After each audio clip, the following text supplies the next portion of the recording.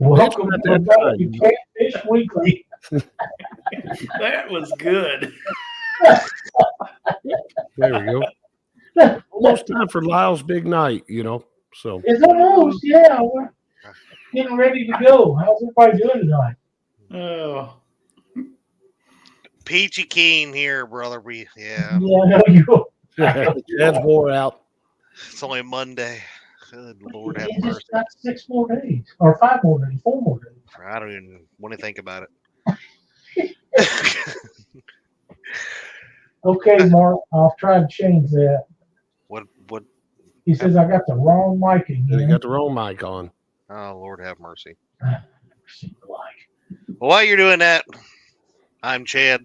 We got Mr. Lyle Stokes and Josh, the Weekend Angler, here, along with our awesome guest for tonight, Mr.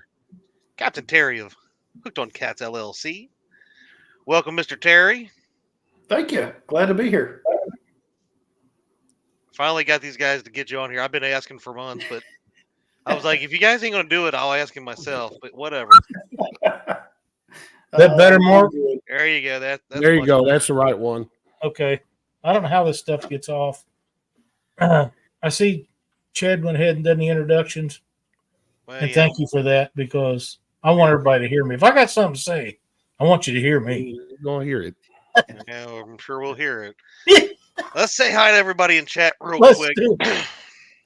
We got Mr. Mike Sampson, 922 Crappie Barbecue, John Patrick Jr., Bugman 22, member Rigging for Fatties, Benoit Fishing Outdoors, John Patrick Jr., good to see you, my friend. Mark Barnum, Size Matters Catfishing, member Uptown Chrissy Brown, Hog Lake Catfishing, member Twisted Fishing TV, Wabash Nate, Joe Buck 66, Dave Garshar, Sean Abney, Mr. Dave Funk, Parker Pursuits, Bumpin' Mike Greenwell, member Catfishing Crappie.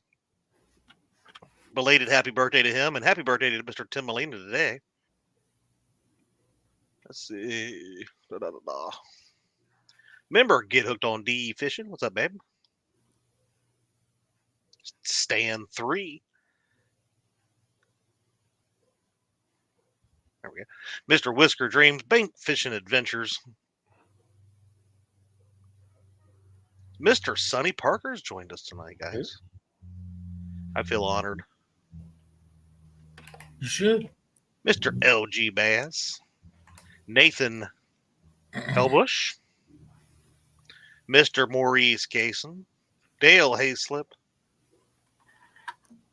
Gentlemen, I'm already to the bottom. I think. Yep.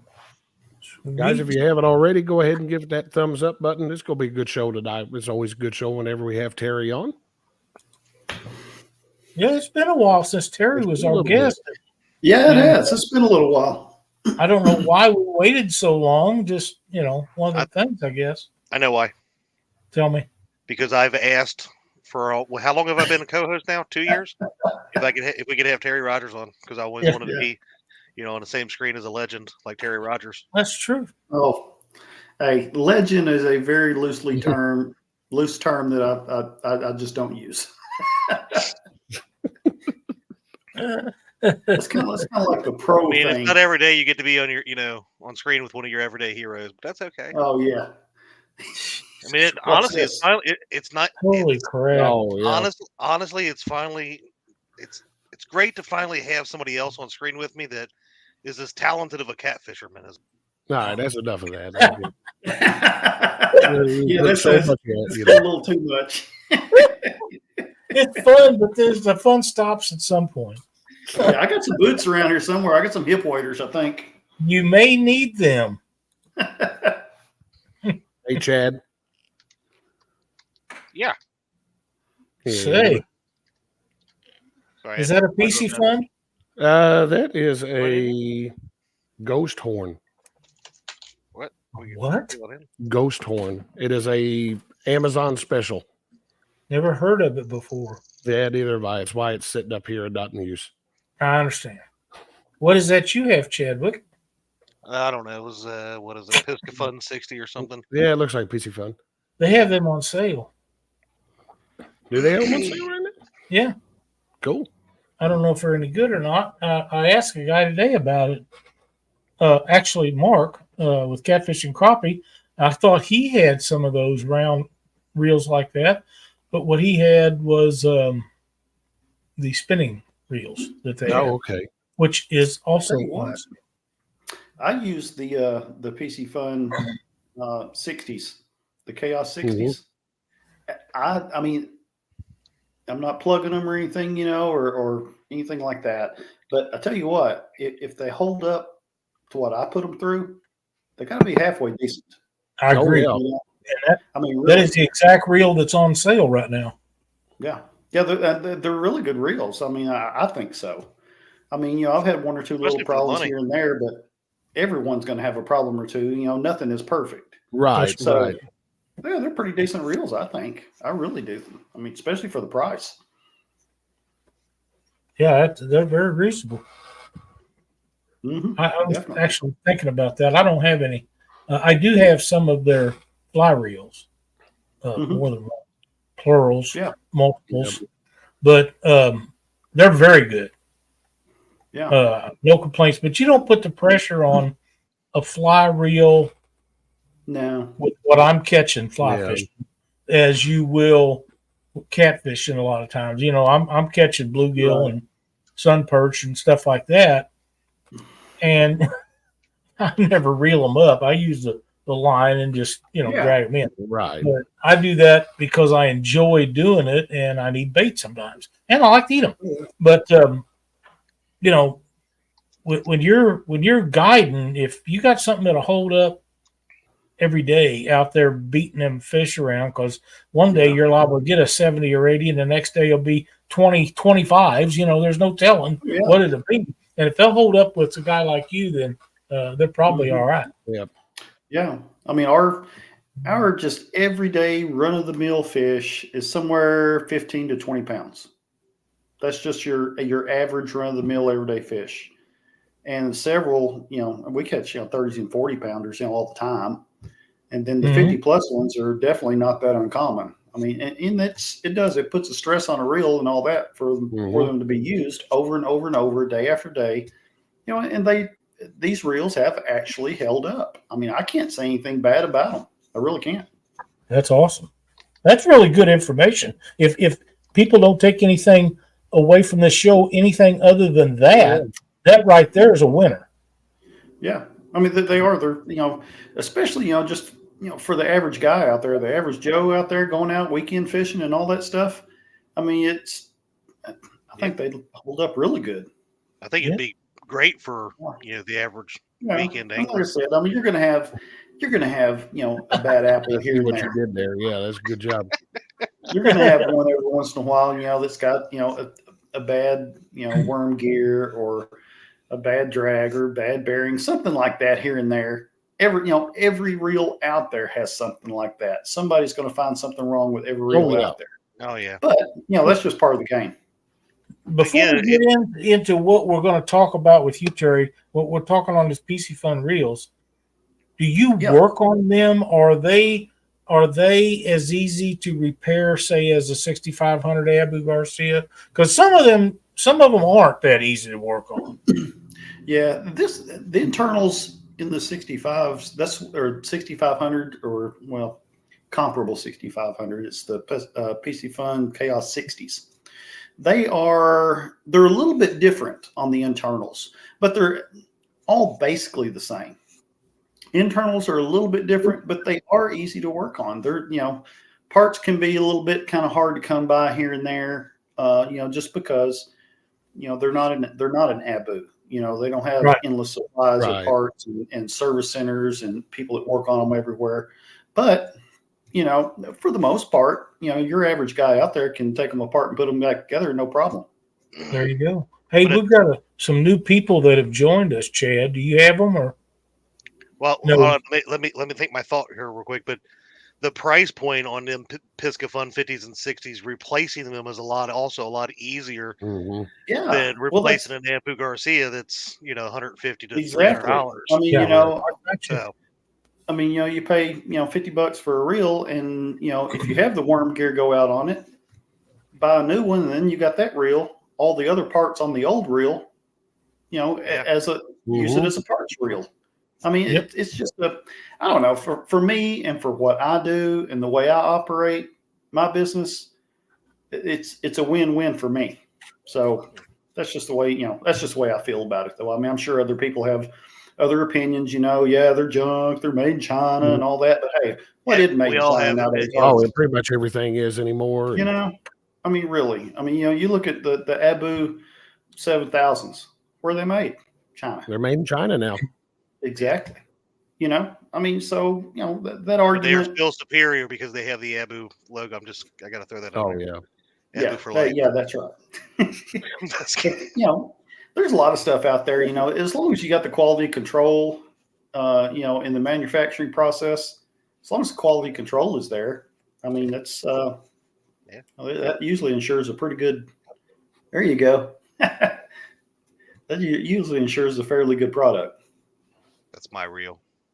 Real quick, I'll say hi to a few more people that scroll up here just a minute here. We got Lance McCoo guy.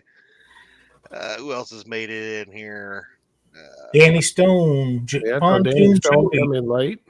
Harley Neal, welcome, old buddy. 205 Wild Action, 922. I think you said hi to him. Parker Pursuits, River Rat 3030. 2 stands, FOA Customs and Gear. Cindy, welcome. Nubbies. Let's see. Saw another one in there. What was that one just said? River Rat 3030. Big Daddy's Outdoors. BOR Fishing is in here. What's up? Yeah, Bill of Rights. Glad to see Mark in here. We've had him on the show. I watched him. He had a video out this week. If you haven't had a chance, go over and check it out. Bill of Rights Fishing. It's really well done. Of course, all his videos are. He's down in Oklahoma catching catfish on a lake down there. Mr. Harley Neal. A legend in his own. So mine, yeah. Harley, there's no more fun person to be around than Harley Neal. I promise. Well, he is something. He is something. Good guy. I will tell everybody that is watching. We've got about 80 people right now watching. If you are looking for a guide service like Mr. Terry, all of his info is in the description of tonight's show. So his phone number, his email, his website, all that kind of stuff. So go check him out. I'm sure that if he'll take people on his boat bleeding to death, he'll take any of you other people out here that want to get out there. And there's a history in that. There is a history. Yeah, there is history there, definitely. Of people trying to make excuses not to fish with Terry for some reason. Trying to what now? I'm sorry. I said, I don't know why you were trying to. I mean, that person was trying to make an excuse not to fish with Terry that day. But, no, man. I tell you what, I'm not going to bring it up. Okay. Sonny Parker is in rare form tonight.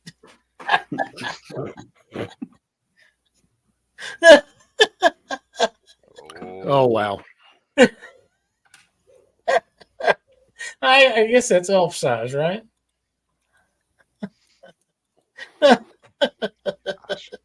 Oh, man.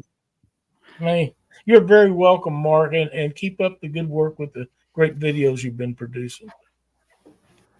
There's a lot of good videos out this week. Josh has a new one out. You can go over and watch it on his channel, The Weekend Angler. His voice is a little rough, but you can make out everything he says.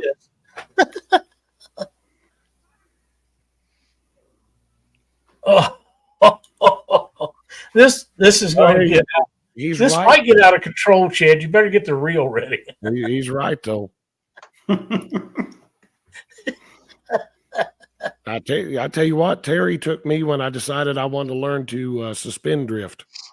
And I left out of there that day with plenty of confidence in suspend drifting. So, okay, Terry, while these guys are thinking about what they want to ask you, and we're waiting to see the questions that come in chat, how many people do you take out a year that really don't care how many fish they catch? They just want to learn a technique and know that you'll teach it to them?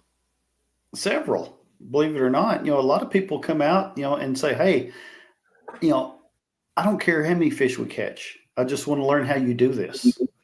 And it's I love teaching people. I will take my time and I try to be as thorough as I can, and I probably over-explain things a little too much and simplify things a little bit too much for people. But the thing is I want them to know everything and anything there is to know about it. I've taught people to, how to, suspend drift, how to bump, all kinds of things like that. And it's a fun thing for me to do. If you take a person, I had a couple of guys with me last year. Here's a good, well, not last year, but this year. Here's a good example. I had a couple of guys with me, and they said, man, we just cannot catch fish for some reason. We're suspend drifting, and we just get hung up all the time. We're doing this, we're doing that. And within about 30 minutes, one of the guys looked at the other guy and he said, can you believe this? He said, we've been doing it all wrong. And it was just, and the thing was, I really wasn't, trying to really teach people how to do it. I was just showing people how I do it. And they were just amazed because we were catching fish right and left. And the thing is, the guy has messaged me that now probably 2 or 3 different times and said, man, we appreciate it because we came back home and we wore these fish out. And that's a good thing, whenever somebody, tells me, like, thank you, for helping us catch more fish. Absolutely. Yeah. We was at a tournament one time, and I actually wasn't fishing in a tournament. I had another obligation to do, and some friends of mine, one from one state, one from another, was fishing together, and they decided that if they was going to fish that tournament on Mississippi River, they was going to bump. Period. Mm-hmm. They was not going to do anything else, and neither one of them had ever done it before. They both bought bumping rods, and they was in desperate need of somebody to show them how. So one of them come up to me and said, hey, I know you got something else going on, but can you explain how to do this? I said, you got your boat in the water? He said, yeah. I said, well, let's go. I'll show you. Yeah. And it wasn't 5 minutes, and one of them had one on. Yeah. It's just a matter of somebody giving some explanation to somebody who has no idea what they was doing. And although they didn't do good in the tournament, they learned how to do it, and I assume that they continued to do it because in the summertime, that's a very successful way on big rivers. That's one thing I love doing is getting out on the Mississippi and bumping, because I tell you what, it is unbelievable. There's a couple, they've came down for, I think, 5 or 6 years now in a row, fished with me. And this year, they came down and they just wanted to mainly bump. And that's all we did. They came down for 2 days, or might have been 3 days. I can't remember. But anyways, we just bumped. And the lady there, the guy's wife, she was bumping, and she had never really done it before. Not really done it at all. She kind of dabbled in it a little bit, but not much. Well, took my time, was kind of showing her how to do it and all that. Bam, 60-pounder, 60-pound blue. She hooked into. You can't get too much better than that. And she's like, oh my God, this is so awesome. I love this. You see a smile from ear to ear on somebody's face and know that you're the reason that they're smiling. Man, you can't beat that. You cannot beat that. It's awesome. That's true. Very true. That, and one more question that I have for you is, do you dress fish for people or allow people to take either fish home?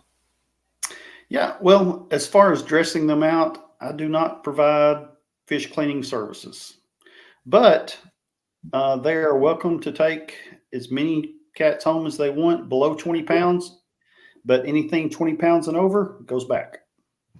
I had another guy that was a good friend of mine that I was asking him this several years ago. I said, Jason, how do you keep from having to clean all them fish? He said, just tell them you don't do it. They're welcome to take them home. He said, as soon as you tell them that you're not going to clean them for them, they no longer want to take them home. Yeah, that makes sense. Yeah, there's actually quite a few people, that will come with me and want to take, 8 or 10 or 12 home or whatever, and they'll bring 2 or 3 coolers, and sometimes, sometimes they just want to catch. They want to keep just about everything they catch, under 20 pounds. And man, I tell you what, we've had some really, really good days where they didn't have enough coolers, and they had to run up to the local Dollar General and buy 2 or 3 more coolers.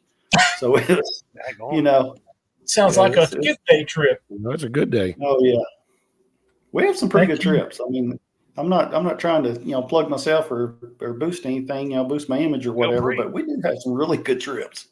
That's Catch awesome. a lot of fish. Richard, thank you so much. 22 months. That's a milestone. 60 in current on a bumping rod. That is amazing. The record that I know about on stuff that I build, a 105, Justin Wolf down in St. Louis in the Mississippi. Oh man, River. 105 on a bumping rod that I built him. Yeah, never forget it. I never seen anybody so excited when he called me that day as he was. Oh, I bet. Oh yeah, it was in a tournament too. Oh, that's even better. They won the tournament, big fish. They just cleaned house, and the fish lived. They turned it loose. So. Oh, that's great. Yeah, that is awesome. I know. 105 puts you in good position. Right there where I fished, the current Kentucky state record. That's where it came from. It was 106.9, and I still got it's pretty nice. And I've still got the video of where it was released right there at the ramp at Wickliffe, Kentucky, on the Mississippi. We watched it swim off. Wait a minute. Are you sure that wasn't in the Ohio? It had to come from the Ohio. We have. I'm sure it did. It was actually caught right above, right there at Cairo, Illinois, which is technically the Ohio River, but you can see the Mississippi from where it was caught. Mm-hmm. So you know where that fish come from?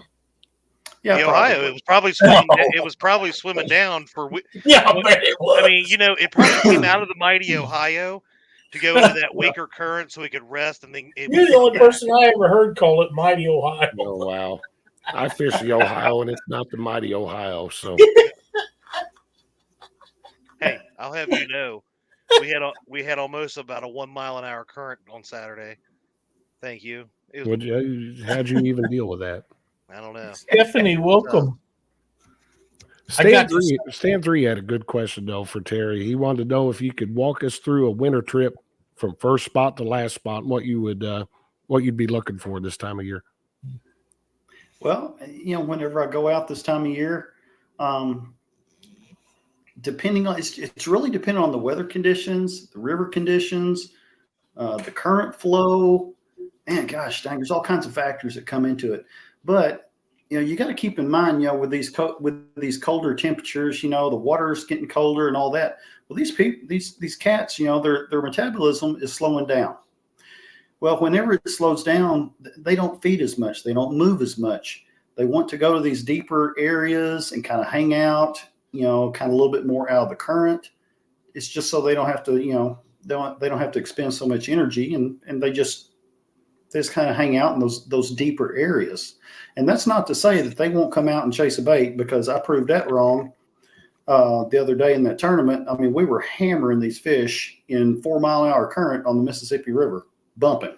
So, they're active. I mean, they are active, but primarily speaking, in the wintertime like this, colder water temps, just look for some, a little bit slower current, a little bit deeper areas. That's a good place to start.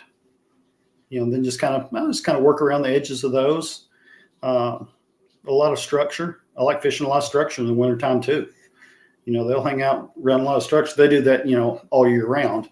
But, for this area here where I fish, they seem to kind of go towards the structure this time of year also. Hopefully that answers the question. Yeah. Harley Neal would like to know what type of line and what pound test, and what kind of hooks do you use, Terry? Well, the line, it's a 70-pound braaid that I use. It's an 8-strand braaid, and it's Hercules is the brand name. And 70-pound braid on the reels down to a 50-pound monofilament leader. And the hook I use most always, unless I run out of them, is the Rip and Lips 8/0 tournament grade circles. And I'm telling you, those, I'm not, like I said, I'm not trying to push anything or whatever again, but man, I tell you what, those hooks are freaking awesome. They really are. I love them. But the braid, that Hercules braid's pretty good too. I've been using it for several years now, and it's held up really, really, really good. And it's, you know, it's not as expensive as the Power Pro or some of your bigger names, but I think they're starting to gain traction in the braid industry. Yeah, I've heard of them, but I've seen that Hercules. I've never tried it. So yeah, it's actually a pretty good line, but you just got to make sure you get the 8-strand or the 12-strand because it's just a lot smoother, you know, than the 4-strand. You know, it's just a lot smoother line. But I've never had a problem out of it. It's great. That's good to know. So for me, you know, I'm talking about questions and stuff. Now, do you primarily guide the Mississippi? I take it in where you're at, or do you go up into the Ohio at all? I do both. Where I'm right there. Primarily, yeah, they're right there. I mean, they're literally, I can see both rivers, the confluence where I launch my boat. I launch in Wickliffe, Kentucky, probably 99% of the time, and that is probably about a mile south of where the Ohio empties into the Mississippi. So it's right there. I mean, you can fish both. I can go up the Mississippi and fish. I can go down the Mississippi and fish. I can run up the Ohio and fish. You know, it's just it's a really neat area because you have so many different types of water you can fish. I can run about 12 miles upstream and be maybe about 15 miles upstream and be at Olmsted Dam. It's the very first dam on the Ohio River going upstream. You know, I can fish a dam, or I can come back down, you know, 6 or 8 miles, and I can drift, sand flats, you know, or I can go down a little bit further and I can fish deep water holes with cover, you know, and I can anchor, I can bump, I can do everything, you know, right up and down through there. And then I hop over to the Mississippi, you know, and there you have, you know, 3, 4, 5 mile an hour current, wing dikes all over the place, you know, just, man, the whole area is awesome. You got a little bit of everything. So basically what you're saying, you could fish lakes like the Ohio River. You can fish rivers if you want. Right, Chad? Yeah, pretty much. There he goes.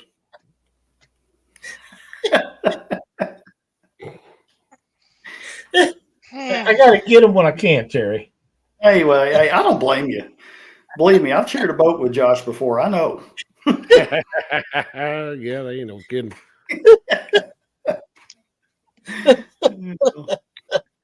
Anyway, we're trying to break up the night. Nope. Chad's had a rough couple of days here at work, but we're trying to make you feel at home. That's right. Oh, yeah. No, Y'all are giving me flashbacks of an ER trip early in the morning. Well, let's go ahead and elaborate on that a little bit. yeah, get to that, and then we'll talk. Oh, wow. Okay. So, well, it's been almost 3 years now because it was right before my son was born.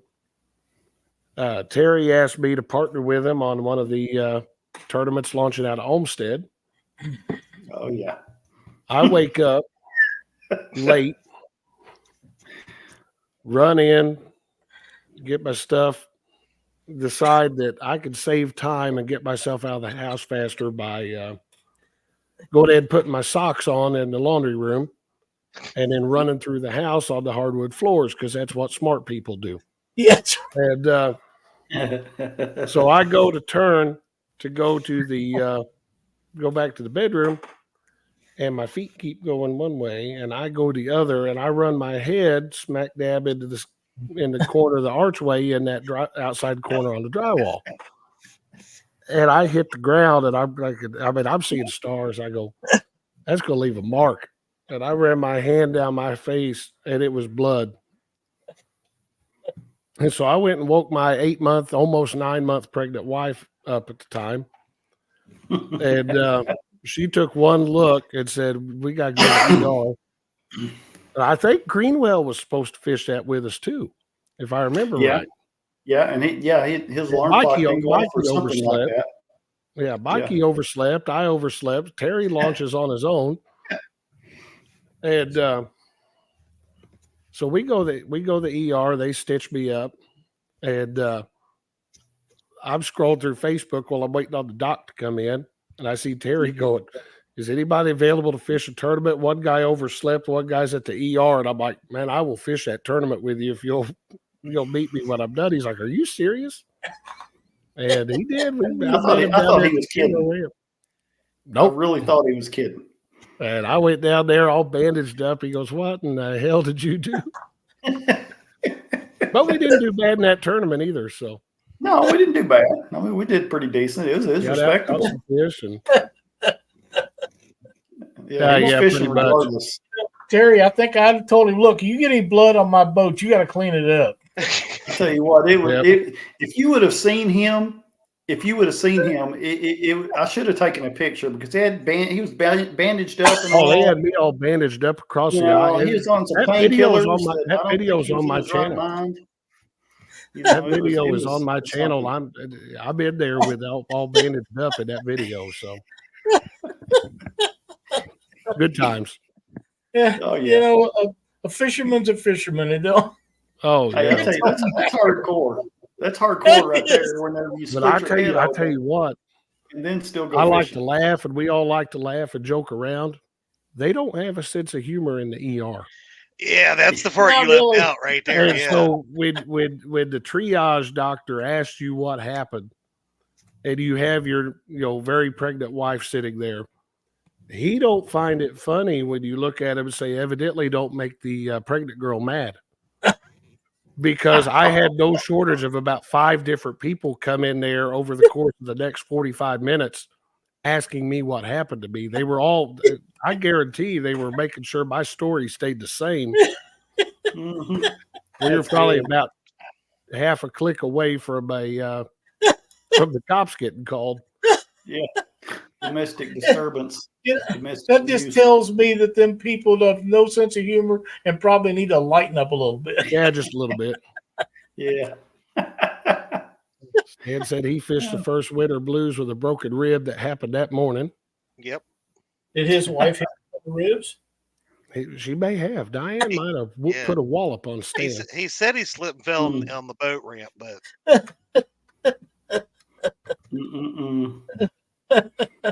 we know how he likes to tell stories. Now, Neil said that sounds like the greatest catfishing injuries. Hey, I've got a real good injury for you. There we go. This is a good one. I was out with a group of people that I've had out many times with me now, and this lady, she caught it's about a 44, 45 pound blue. We were holding it. Well, I was holding it up because she had the little fish grippers over here, and I was holding this thing up, and I don't know what happened, but he just flopped real hard. And whenever he did, he slipped out of my hands a little bit. Well, I went down to grab him because I didn't want him hitting the floor. Well, whenever I got my hands and everything under him, it just happened in a split second. His pectoral fin there literally went in. If you can see it, oh. I don't know. It went in right here. Wow. Came out right here. Oh, yeah. And then yanked back out. You talk about something. I was in all my years of fishing, I have never ever had anything like that happen. I've gotten stuck, or poked or whatever with fins, but I have never had one. And you know how the larger cats are, with the pectoral fins. I mean, those things are about the size of a number 2 pencil. Yeah, they're not sharp at all. No, and they're not really sharp. And I tell you what, I always tell everybody it's like taking your forearm and stabbing yourself. I mean, just slamming it in there with a number 2 pencil. And that's I think the way that's it for was. jellyfish, aren't we? Yeah, but you're talking about hardcore and stuff. We fished the rest of the day with this huge hole in my arm, bleeding. Fished the rest of the day, finished the trip up, and then I went to the ER. Oh man! You have black tape with you? That's what I use. Just black tape. Well, I always have a first aid kit in my boat. you know, That's a good 'cause I take idea. people out all the time. You know, I've always got a first aid kit, you know, stuff like that. So, you know, I kind of did a little bit of self bandaging and stuff like that. And luckily, one of the ladies that I had out that day with us, she was a nurse. So, you know, she helped me out. That's nice. Yeah, that works out That real worked out well. good. man. I mean, Harley wants to know, did you have them pee on it? No. I told you, Harley's a hoot, man. Yeah, I know. How well do you know Harley? Pretty well. Me and him got to know each Okay. other at Catfish conference a few years back, and He's a we've been blast pretty good to be friends around. ever since. He We don't actually talk does that a lot of much, but I stuff for know. me over the years. He's done some Yeah. voiceover stuff for me and different things. He's a really cool guy. There's nobody loves fun anymore than Harley Neal. Yep. Nobody that I know of. Anyhow, I'm pretty fond of it myself. That's right, Jerry.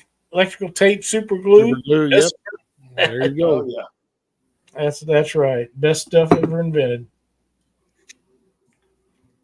Terry, so I'm curious. So you were mentioning earlier about suspend drifting in like a river like the Mississippi. Yep. How do you keep up with things going at the rate of speed of a river like that? I mean, A lot how of people slow are say- you getting that boat to make sure you to watch them level drops and stuff? And I tell you, the thing is, the biggest thing to me is you have to know the river.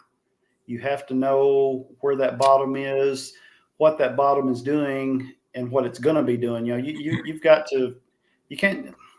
To me, the easiest, or not the easiest, but the most effective way is going out and looking at that bottom first. You know, and seeing where these little drops are, where these little humps are, where all these, you know, different washboard effects are, or whatever.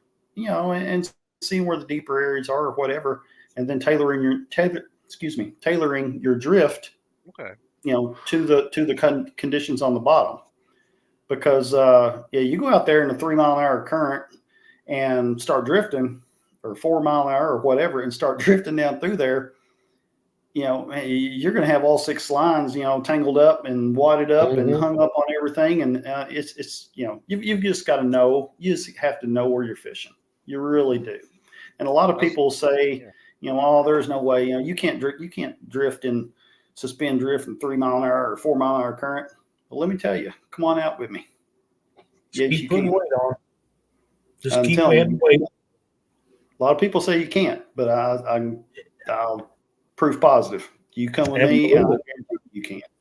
You just got to know what you're doing, and use everything to your advantage. You know, or your sonar, and you know, just you got to be able to read the river. Harold Dodd told me a long time ago about suspend drifting. You just keep adding weight until that line is straight down. If it's not straight down, you're just fooling yourself. And if Harold Dodd says something, he's kind of like EF Hud. You just open your ears and take it all in. Yeah. You know, whenever I'm doing suspended drift and, you know, whether it's a 1 mile an hour current or a 3 mile an hour current, you know, I always go, you know, there's no set speed for me. I always just tailor it and run my boat just a little bit slower than what the current is going. You know, I might be drifting at 3 miles an hour, but the current might be 3.5 miles an hour. You know, just a little bit slower than what the current's going. I mean, that's really all you're really looking for. You know,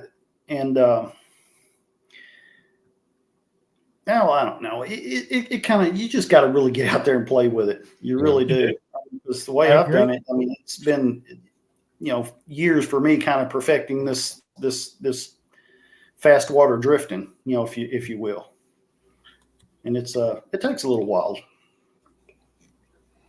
Yeah. Stan 3 wants to know what size sinker and what kind of rigs do you use? You know, and there's again, you know, that's that question that is all dependent on conditions. You know, primarily I use for any kind of anchoring, spot lock, drifting, anything like that, 6 ounce or 8 ounce weights. But that's due to me liking those baits to be straight down, right below me or just a little bit behind the boat, and it's dependent, on the current. If you have a 3 mile an hour current and your boats, you've slowed your boat down to 1 mile an hour, well, you're going to need probably about 12 or 14 ounces to keep that thing right down there. So, that's, you just kind of got to play with it, really. You really do. The weights, especially. I know there's some other questions in chat, but this one come up and I find it very intriguing and I can't pass it up. Roger wants to know what temperature do you stop and go on anchor? That's a great question. Used to, I would say I usually start, the spot lock, anchoring, and really, really fishing slow about 50 degrees. That's usually my cutoff temp to where I really stop drifting. 50, somewhere between 50 and 55, I'd say. Because usually, whenever it's 55 degrees and above, they start waking up a little bit more, especially, like in the springtime, the water starts getting a little bit warmer. Seems about that for, then again, now this is around this area here. Your area, wherever you guys may be, it might be different, somewhere in Ohio or somewhere down in Alabama or somewhere out in Oklahoma. It's going to be different everywhere. But what I have found is about that 50 to 55 mark, somewhere in there is where I'll quit drifting and, start doing more of anchoring. I won't never quit drifting, but I will slow my drift down extremely slow. I mean, it's just, like I said, it's another one of those things you kind of got to play with again. That's one of the reasons they have a number 1 and a number 2 speed on trolling motors. Yep. Yeah. Yeah. And that's just it. You slow your, as the water gets colder, start slowing everything down. We were bumping the other day and the water temperature was 48 degrees and we were hammering these fish. I mean, you can't, that's cool. I like to hear that. That's wild. That is. I love to hear that. Yeah. And I got a lot of it on video too. So, somebody says, trying to play the BS card. Trust me, I got video to back this up. You guys, you can. Do you find that in the winter time or when the colder weather gets here, that Shad's a better bait than Skipjack, or do you still use Skipjack? I will use both. Some days, Shad are far above the best, and then some days, Skipjack are. But as the water gets cooler, I guess in a general sense, Shad, do a little bit better, because they're starting, have their winter die off and all that, and the fish are starting to feed on them and all that, and they will, it's easily available bait, and that's what they're used to looking at and eating at that time of year. So, I guess, in a lot of areas it is a little bit better. But, like I said, then again, the other day we were using Skipjack and we were hammering these blues on the Mississippi. So, take that for what it's worth.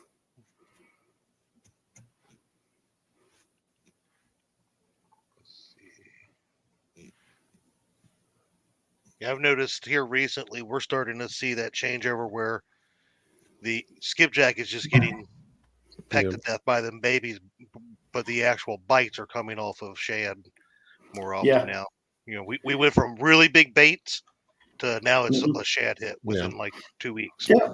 Well, that's what we usually do also. I'll usually start, downsizing my baits a little bit in the wintertime also. I mean, right now I'm using stuff that's half as big as what I would use 2 months ago. Right. Just because, like I said, their metabolism slows down. They get more lethargic. They don't roam as often. They don't feed as often because of their metabolism, slowed down. And it's they'll still feed definitely, but the smaller baits, sometimes it might entice them a little bit more. I need to address a message that I got just a second ago. Mark, you have not. If we missed a question of yours or a comment that we should have picked up, I am very sorry. Put it up there again. Chat's really flying by tonight. We're not seeing everything, but I will get it if I see it. And don't worry, you'll never be censored on this show. You don't ever do anything out of line, so don't worry about that. It'd be an honest mistake if we missed a comment or something from you. So go ahead and repost it, and I'll put it in there, or I'll try to watch for it. But it's hard to catch all of them when it's flying by like it is tonight, and that happens. We have good That happens sometimes. Yeah, and there's only one mark that I know of that we censor. So yeah, we meaning you or all of us. Yeah, you never know. Hunter Jody wants to know about do you leave the gut pocket on your baits, and do you use a Kentucky rig? So I use a Kentucky rig whenever I am anchoring or spot locking on a spot, not moving. That's what I'll use. I'll use a Kentucky rig, and sometimes I'll use a 2-hook Kentucky rig, for that stationary type fishing. But what was the other part of that question? She wanted to know if you leave the gut pocket on your bait. Oh yeah, the gut pocket. Sometimes yes, sometimes no. If I have a little bit more heavier current, I will not, because a lot of times, you know how soft those guts are and everything. If you have a little bit more heavier current and you leave that gut pocket on there, you throw the bait out. Well, a lot of times those guts will just get sucked out of there by a little channel cat, or they'll just float out of there, due to the river current. Mm-hmm. And those baits will start spinning, and they'll spin and spin and spin and spin and spin and spin, and they'll just sit there spinning. And the next thing you know, your line, if you don't have, a decent ball swivel on there or anything, your line's all tangled up and swiveled up, it just gets to be a little bit much. So I will usually cut the gut pocket out if there's a decent current. If not, I'll leave it in there. I'm probably over-explaining a lot here, but hey, that's just me. I over-explain everything. My wife even tells me that. I mean, I try to get everything out there and simplify everything. And whenever it comes to catfishing, I'm an open book on stuff. People can walk up to me and ask me any question they want. It might not be always the right answer, but I'll tell you what, I will answer anybody's question they have on anything catfishing, except for where are my GPS coordinates. Other than that, I'm good. I even told people that. The whole idea about what started Catfish Weekly was to teach people to catch more fish. So if you hold back, you're not doing your job correctly. And we've been to terms that people would ask you, so where are you fishing? And they're wanting to know what kind of structure or whatever it is. And I said, down here on this such and such wind guide where there's a blowhole, and I'm right there in it. He said, I didn't want to know your spot. I want to know. It doesn't matter. If you beat me down there, good on you, man. If you don't, I'm fishing that spot. But if you do, I got a plan B, C, and D. We're good. I mean, I've had guys, that I've taken out before fishing, and they're like, man, would it offend you, if we came back, next month or something, and brought our boat and fished around through here? I was like, well, hell no, it wouldn't. I mean, this is, it's public water. This is public huge. Water. Yeah, right. It's a huge, right there where I fish, there's so much water and so many great areas to fish that's room enough for everybody down there. You know what I mean? I mean, that's right. That's exactly right. Now, I have seen guys in tournaments run up there to had a faster boat with somebody, and they knew this guy was going to a spot, and they whip in right in front of him, and the fight's on. Oh, yeah. Yeah. I've seen that. Lyle, you got a message from your brother. Oh, no. So I have yet to come down and ever fish the Mississippi. So you come down because you have no idea what you're missing. I do need to come down. You really do. I have not fished in a boat. This year was the first time I have fished the Mississippi, and we fished off the bank. There was a bunch of us down in a little meetup. But I didn't have my current boat, so there ain't no way I would have went out on my other boat. But what's some of the first rules for a rookie that's never been on a river like that? What would you suggest besides like going Chad. out? Besides going to the description of this video and hooking up with, hooked on Cat's guide service, because Yeah, that would that's be a gonna be great my and smart idea. topic. Besides that, because that one's mine. I Yeah. wanted to look Well, I'll on. tell you what, the biggest thing I stress to everybody that gets out on that river: respect it. Do not get out there thinking you know everything and everything's going to be great. You better respect it, and you better have a plan just in case things go sideways. I mean, that's just it. It's there's been a lot of people out there over the years that's lost their lives just because they weren't prepared or didn't know what they were doing. That river there's places in it where it will humble you real quick. And I've been there on it all my life. And I still, to this day, have a lot of respect for that, because I'm telling you, it will. One of my friends put it best. He said that river it always seems like it's always trying to reach up and grab you. Really? So it's you've just got to respect it. That's the best way I can put it. It requires your respect because it's earned it. And if you're not willing to give it up, then something's probably going to happen to you you're not going to be happy with. Right. And I always tell people, don't be afraid of it. I mean, it's nothing that's to be afraid of, but just respect it. Don't get silly, don't get stupid, and you'll be fine. That's just it. And don't go out. I know there's stories out there of, 20 or 30 years ago, guys going out in 10-foot John boats, and, behind these big, tow boats and all that. But, that's like, again, don't be stupid. No. So, you just got to play it smart, have common sense, respect the river. Right there says it all as far as I'm concerned. Common sense.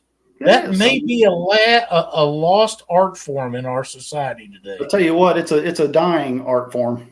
It sure is. You're right. It is. Mm-hmm. Seeing less and less of that every day. You're right.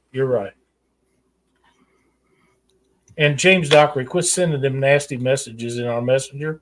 They're not true. Oh, wow.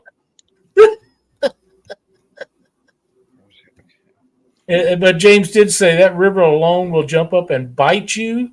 But now you add the Asian carp and it will make you pucker on a calm day. And he is right about that. He's not wrong about that. Yeah, he's right about that. Yeah, you don't know how many people I take out that's one of the things that they just insist on doing before the end of the day. They want to go run through a school of Asian carp and see them jump, because a lot of the people, really? A lot of people haven't never seen that I take out, and we want to go see those jumping fish. Yeah, and they'll jump. That's the way in the summertime. A lot of times that's the way I'll get bait in the mornings. I'll just run through a school of carp over there behind one of the wing dikes and get 2 or 3 of them jump in the boat, flay them out, and there's fresh bait. Absolutely, it's good bait.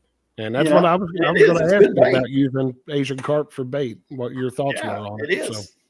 It's great. I mean, I have caught some freaking monsters there on. Absolutely. Well, it's become a natural food source. Yeah, it is. It's become a natural food source. And Gary, do you primarily use Asian carp in the warmer months, or have you had any luck in the cold weather with it? I haven't had a whole lot of luck in the cold weather. I primarily use it, during the summer months, during those hot summer months, July, August, that's always it's a good go-to bait. Mm-hmm. It really is. I mean, it's fresh. Easy to get. Oh, yeah. It's easy to get. Fresh. It's easy to get. I mean, I usually try to take 2 or 3 different baits out with me every time, I go out. I'll always take skipjack, because it's just a year-round bait in this area. It's a good bait. It produces good year-round. Mm-hmm. But I'll try to take shad out with me, or maybe some cut bluegill. Moai is like the bomb. I love that That's stuff. my favorite bait. Greatest bait of all time. In the summertime and the fall, actually spring too. Man, Moai is just awesome. It is. They're fun to catch too. You can have a blast catching those things. Oh yeah, you can. You have a great time catching them. Do you ever drift fish for them along a riprap bank? No, I usually don't. There's so many barges around the confluence of the Mississippi and Ohio there. There's so many barges up and down through there that you can pull up behind just about any of those barges and just, flick a little bobber out there with a little red worm or cricket or mealworm on it and, catch, every how many you want to. Do you want to know how my favorite way to catch mooneye is?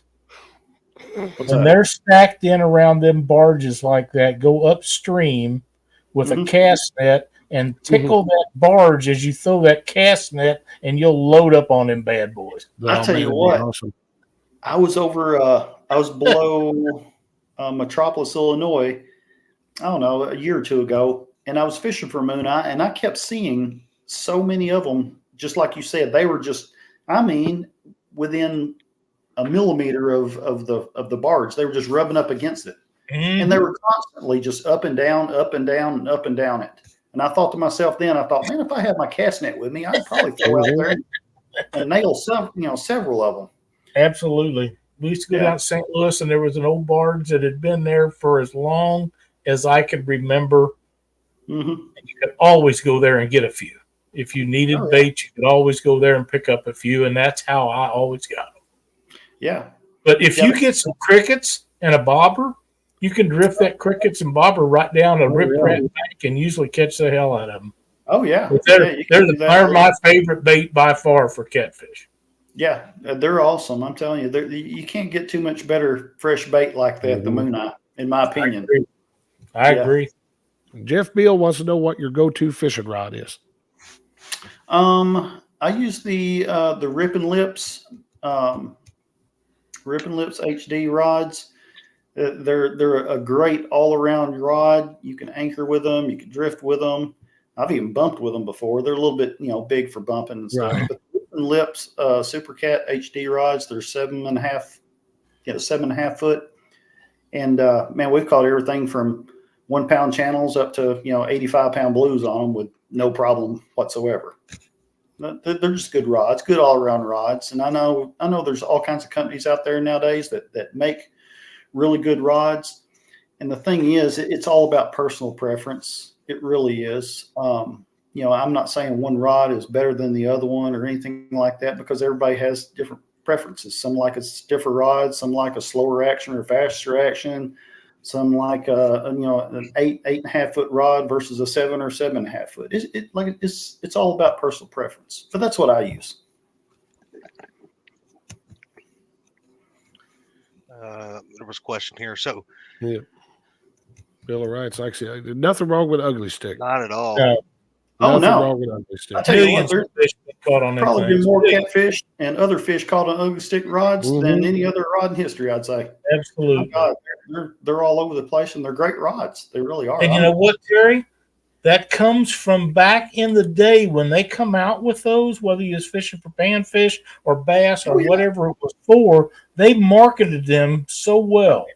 Mm-hmm. They did. That was what sold them, and they're probably the number one rod bought today yet over that marketing. Yeah.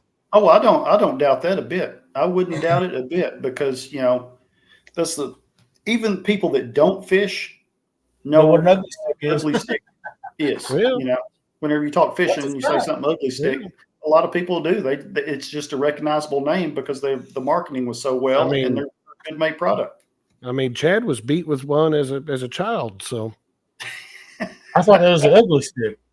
Yeah. Ugly stick. At Jack's discount store in Hannibal, Missouri, when Cindy and I was dating, and her brother was with us, and we go into this hardware store. He wanted to buy a new fishing rod, so he went in there and he picked up this ugly stick, and they was advertising you could touch the tip to the end of it.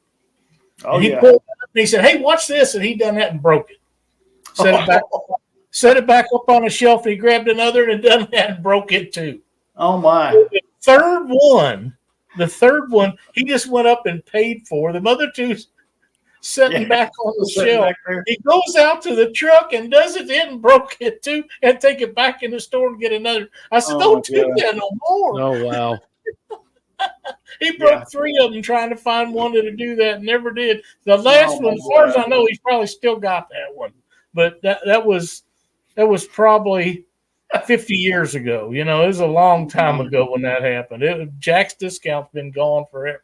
But yeah, Jay done that, and I was laughing so hard. By God, it was so funny, and nobody knew it. He just set them right back on the shelf. You know, went to the next one.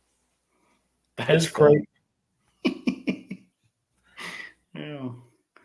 Well, I'll tell you that those rods, the Rip and Lips rods.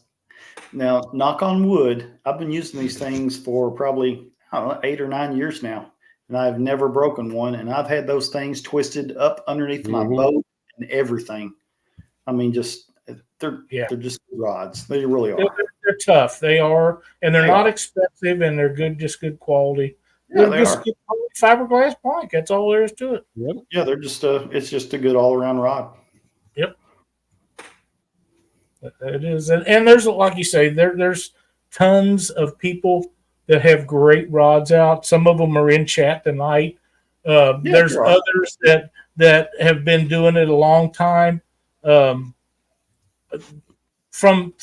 a perspective that I have, I just wish that people would tell the truth about what those are made out of, instead of saying, well, they got this in them or they got that in them, when honest to God, a lot of them are nothing more than fiberglass, you know.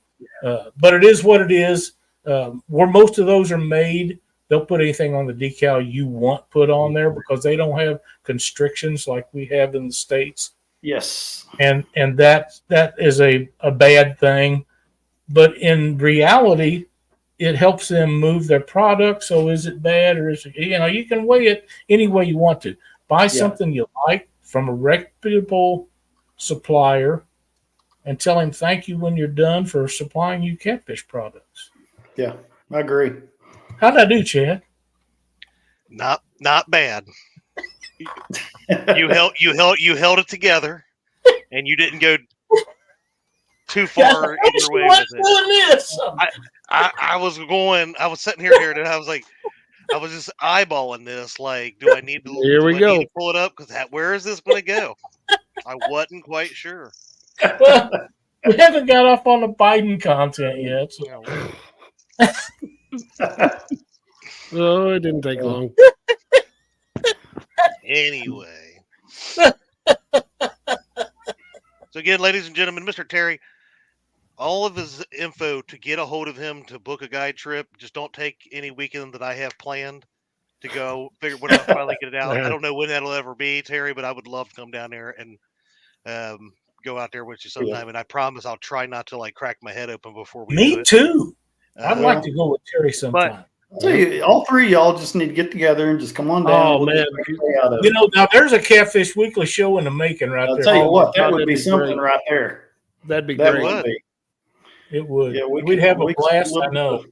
Yep, we could do a little bit of drifting on the Ohio, a little bit of bumping on the Mississippi, do a little bit of everything. I don't look, Terry. You're gonna have, don't scare Lyle off already. When you start talking about hitting that mighty Ohio, he might not come. Yeah, we'll kick out a little bit. I'm in for the Mississippi, man. I really am. Hey, I love that Mississippi River. I like Missouri, but I grew up on the Mississippi, and I love it. You know, and I fished it all the way down as far as you go. Muddy ditch. Yeah, when you was using the original cane pole. You know, Lyle was bumping during that big New Madrid earthquake when the river flowed back. And it was just you and me, Terry. Oh, yep, there you go. Wow, we got kicked out. But anyway, make sure you go out. I see Mark just dropped the hookedoncats.net website. His number and email as well are in the description of this, right at the very top. So thanks, Mark. Make sure you guys check his stuff out. You can find him on Facebook as well. Hooked on Cats guide service. So you will not find a more cordial person to take you out. Not at all. There's a lot of great guides. Terry ranks right up there in the top of that list. I've known him for a long time, seen him at tournaments, talked to him. We've had him on the show before.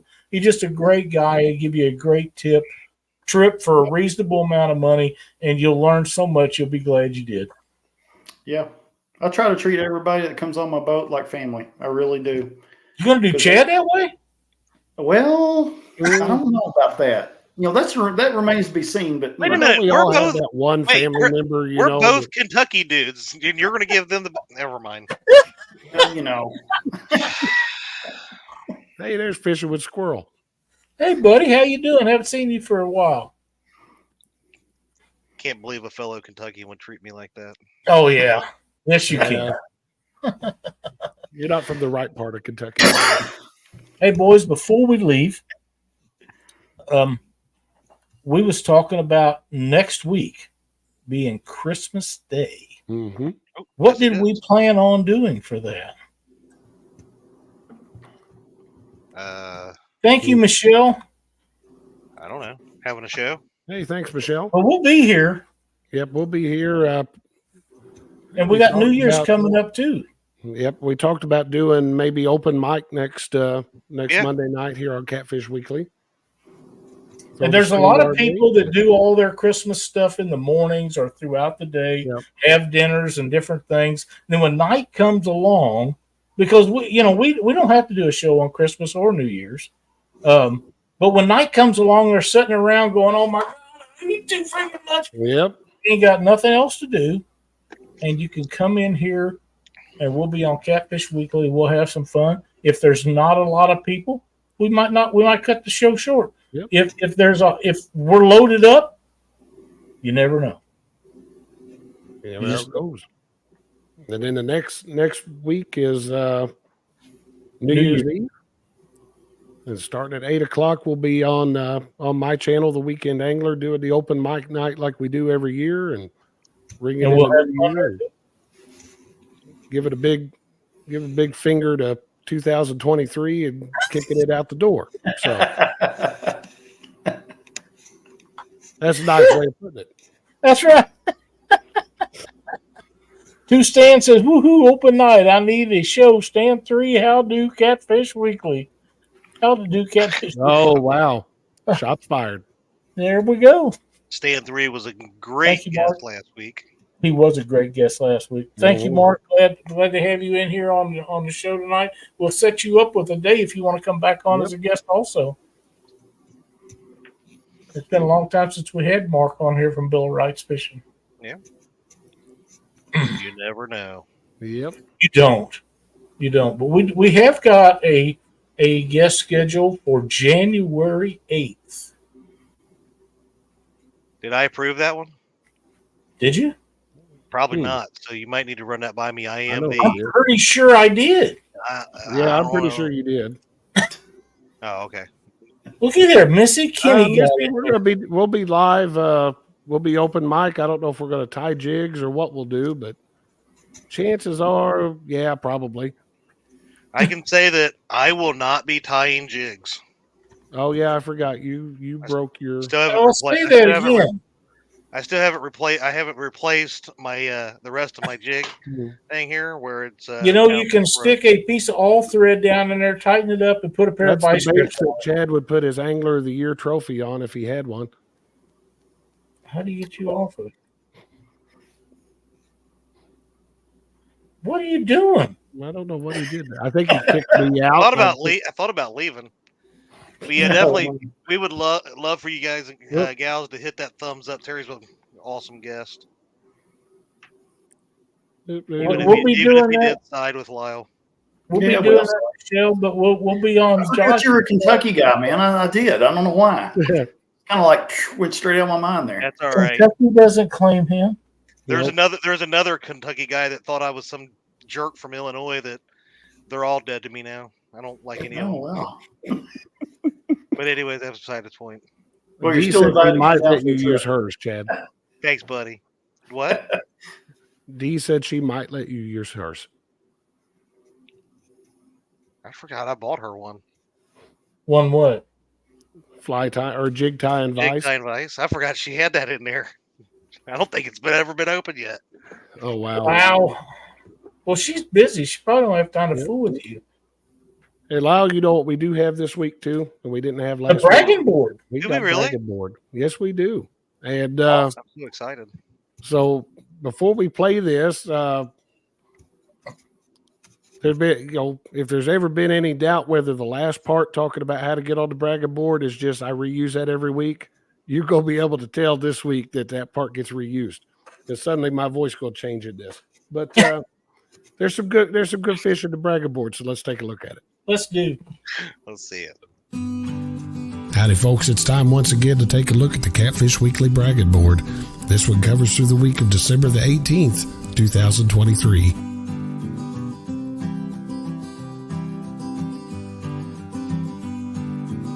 Leading us off this week, we have Chad of Fields to Water, Catfish Weekly co-host with a 26-pound blue cat.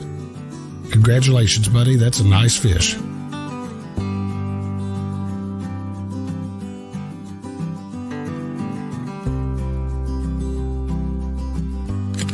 Next up, we have James of Cool Cats Fishing. James came up with a 51.5 and a 37.5 pound blue while fishing on the Tennessee River. Good job.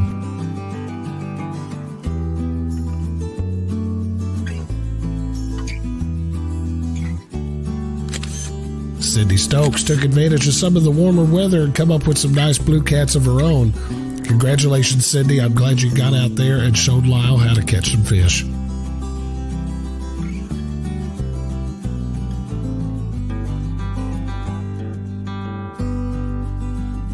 And there's our buddy Lyle right there with a couple more of the nice Missouri blue catfish he come up with.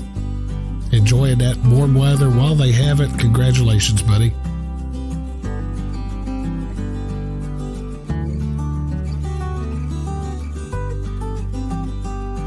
And closing us out this week, we have Jerry of Parker Pursuits. Jerry spent some time on the Mississippi River this weekend, coming up with a 42-pound blue and a 71-pound sturgeon. Congratulations, Jerry. Great job.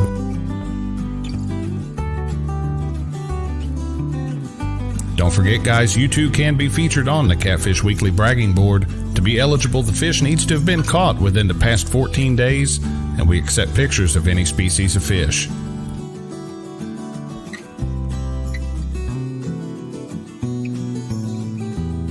To get yourself or a friend on the bragging board, all you need to do is email your fish photo to pics@theweekendangler.com. Send us the information shown on your screen, and we'll get it on the board for you. Thank you all for watching. Have a great week. Prove that at one time I did have a voice, so. It's so awesomely done again, Josh. Thank you for doing that. And folks, this bragging board, other than when Josh was sick last week, goes on every week. Mm-hmm. And we encourage you to send these pictures to Josh. And it doesn't matter what kind of fish they are. We don't care. Oh, yeah. You're fishing. We like it. And we want to see your pictures, and we'll share it with everybody that watches our show. Yep, I mentioned a few times, we're in deer season. You'll get a deer. Yep. Put that on the bragging board too. It's something worth bragging on. It don't have to be a new personal best or anything, but we'd love to have those. We'd love to see them. Yeah. But I've showed a little bitty bluegill that I catch, and I'm most of the time just as proud of them as I am anything else. And to tell you the truth, I think Christina would be too. Yeah. I don't know. It's probably been a few years since she's seen a bluegill, but It's been other than pictures. Oh, wow. Harley Neal, so that's a great sounding voiceover. It's a not little raspy this week still, so but it's better than it was. These guys got to hear me last Monday before the show. I hopped in and said, "Hey, there ain't no way I could be on." Yeah, it was rough. For you, I know, but it's starting to come back now. So yeah, we're glad you're feeling better. Terry, thank you so much for being a part of our show tonight. It means the world to all of us that you come in here and share what you do with all of our viewers that we have. And my God, please don't be a stranger. We'd love to have you come back again. I'll try not to wait so long next time. I won't let them wait this long next time. Well, I think we need to pick a date for next year, and the three of us go out there with Terry. So I'm on board with that. That'd be a lot of fun. Yeah, I'm definitely on board with that. Y'all need to get together, get a date, get with me, and we'll We'll put it together. I think that'd be a fun It trip. will- I'm on a tight schedule here, retired and all. So Oh yeah, I'm sure. I'm sure I could fit you in. no somewhere. ice. I don't do ice, Terry. Yeah, I don't blame you. No, We're I gonna be appreciate y'all Wednesday having me. night. Yeah. Oh, we're happy to have you. Happy to have you. Wednesday night, Panfish Nation. Thursday night, Chad and Freddie and Brian B do the bait shop. And we'll be back next Monday night right here, and it will be Christmas Day. So, boys, you got anything to close out with?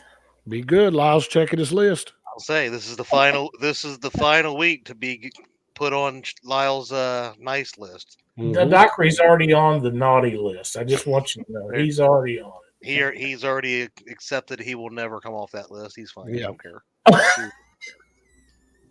So That's amazing, Jerry. Thank you again. Hang tight. We're going to do a little after the show conflab. Thanks everybody for watching. We appreciate it. If you don't mind, hit the thumbs up on the way out. If you happen to subscribe to our channel, we'd appreciate that very much. If you're inclined to, there's a join tab down there where you can join and be a member of what we have going on. Thanks everybody for watching Catfish Weekly. We'll see you next Monday night. Have a great week, y'all.